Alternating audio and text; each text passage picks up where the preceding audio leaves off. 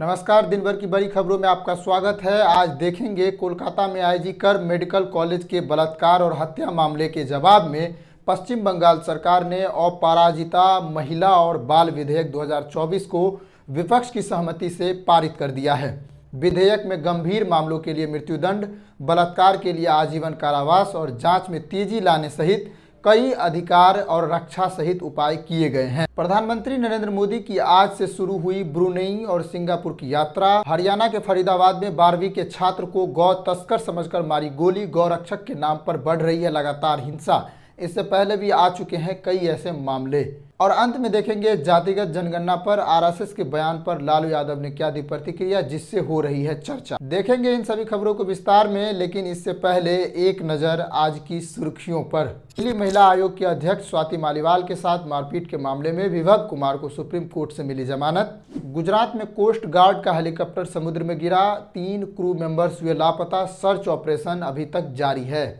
छत्तीसगढ़ में सुरक्षा बलों ने 9 नक्सलवादियों को मार गिराया। छत्तीसगढ़ के दंतेवाड़ा बीजापुर बॉर्डर पे एक कर फायरिंग जारी है। केंद्र सरकार ने 23वां लॉ कमीशन का गठन कर दिया है। 3 साल का कार्यकाल होगा और सुप्रीम कोर्ट के रिटायर्ड जज इसके अध्यक्ष होंगे और हाई कोर्ट के रिटायर्ड जज इसके सदस्य होंगे। कोलकाता में आईजी कर मेडिकल कॉलेज बलात्कार और हत्या मामले ने पूरे देश को झकझोर कर रख दिया है। इस घटना ने बड़े पैमाने पर उथल पुथल मचा दी है। 31 वर्षीय ट्रेनी डॉक्टर की भयावह मौत के बाद पश्चिम बंगाल सरकार ने विधानसभा के 2 दिवसीय सत्र में बलात्कार विरोधी विधेयक पेश किया है। अपराजिता महिला एवं बाल विधेयक पश्चिम बंगाल आपराधिक कानून एवं संशोधन विधेयक 2024 शीर्षक से पारित कर दिया गया है। विधेयक का उद्देश्य राज्य में महिलाओं और बच्चों के लिए सुरक्षित माहौल बनाना, मौलिक अधिकारों की रक्षा के प्रति अपनी प्रतिबद्धता को मजबूत करना है और यह सुनिश्चित करना है कि बलात्कार और यौन अपराधों के जघन्य अपराध को कानून के पूरी ताकत से सामना किया जाएगा। यह मामला 9 अगस्त को हुआ था। इस मामले की सीबीआई जांच चल रही है। अब तक 2 लोगों को गिरफ्तार किया गया है। यह विधेयक मौजूदा कानून को बेहतर बनाने का प्रयास है। हाल ही में पारित भारतीय न्याय संहिता 2023, भारतीय नागरिक सुरक्षा संहिता 2023 और यौन अपराध से बच्चों के संरक्षण अधिनियम 2012 सहित कई राष्ट्रीय कानून में संशोधन का प्रस्ताव करती है।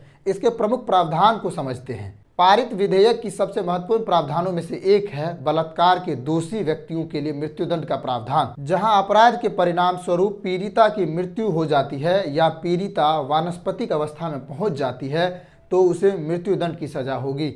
वहीं बलात्कार और सामूहिक बलात्कार के मामलों के लिए बलात्कार विरोधी विधेयक में प्रस्ताव है कि दोषी पाए गए लोगों को आजीवन कारावास की सजा दी जाएगी।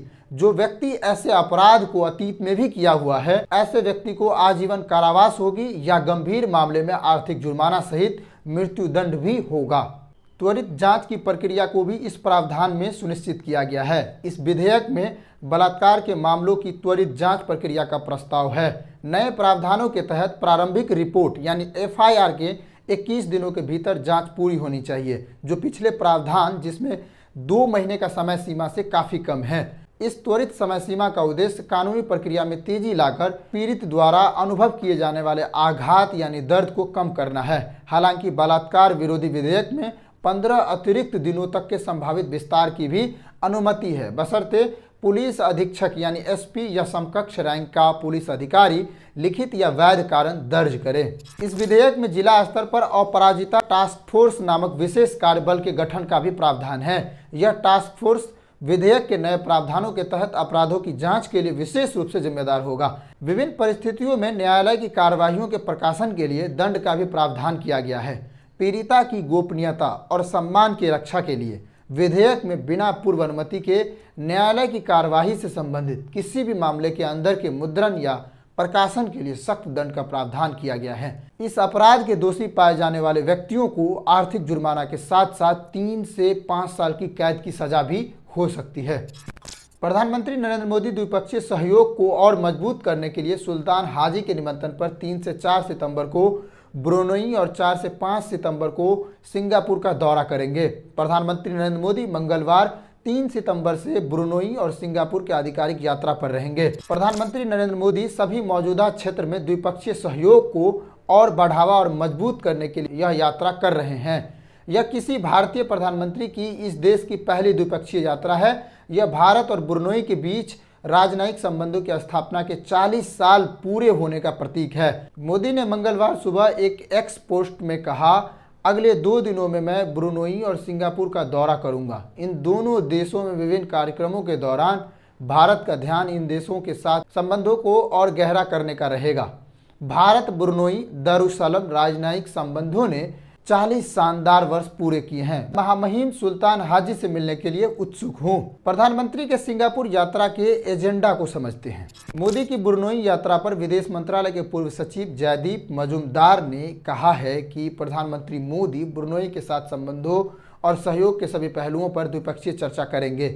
ANI ने मजूमदार के हवाले से कहा कि जैसा कि आप जानते हैं, हम ब्रुनोई के साथ बहुत ही मधुर और मधुरपन संबंध साझा करते हैं। हमारे संबंध रक्षा, व्यापार, निवेश, ऊर्जा, अंतरिक्ष प्रौद्योगिकी, स्वास्थ्य क्षमता, निर्माण, संस्कृति और लोगों के बीच जीवंत आदान प्रदान और कई क्षेत्रों को कवर करते हैं। उन्होंने कहा, ब्रुनोई में भारतीय प्रवासी लगभग 14,000 की संख्या में है। ब्रुनोई में पर्याप्त संख्या में डॉक्टर और शिक्षक भारतीय हैं। विदेश मंत्रालय के अधिकारी ने कहा कि ब्रुनोई भारत की एक्ट ऑफ पॉलिसी और इंडो पैसिफिक के लिए विजन के लिए एक महत्वपूर्ण भागीदार है।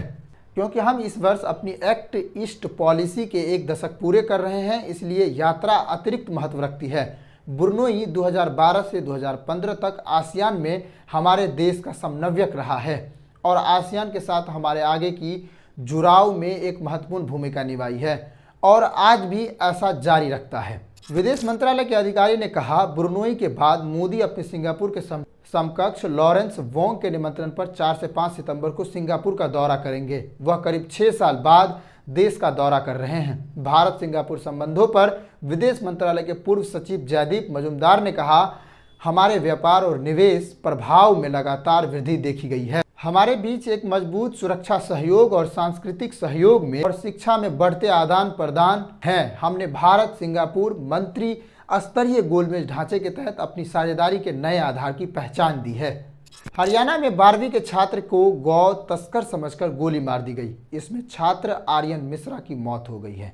बीते दिनों में ऐसे कई मामले सामने आए हैं। हाल ही में महाराष्ट्र और हरियाणा की घटना सामने आई थी। आर्यन मिश्रा को गोली मारने वाले आरोपियों का मानना था कि छात्रों का समूह गाय की तस्करी कर रहा था। पुलिस का कहना है कि यह अपराध गलत पहचान के कारण हुआ है। हरियाणा के फरीदाबाद के 12वीं कक्षा के छात्र आर्यन मिश्रा को 23 अगस्त को हरियाणा के गढ़पुरी के पास गौरक्षक समूहों के सदस्यों ने पीछा कर गोली मार दी। यह घटना दिल्ली आगरा हाईवे पर हुई है। NDTV की रिपोर्ट के अनुसार निगरानी समूह ने सदस्यों की पहचान अनिल कौशिक, वरुण, कृष्णा, आदेश और सौरभ के रूप में की है। पुलिस ने दावा किया कि पीड़िता के हत्या में इस्तेमाल किया गया हथियार भी अवैध था। सभी आरोपी को पुलिस ने हिरासत में ले लिया है और मामले की आगे जांच हो रही है।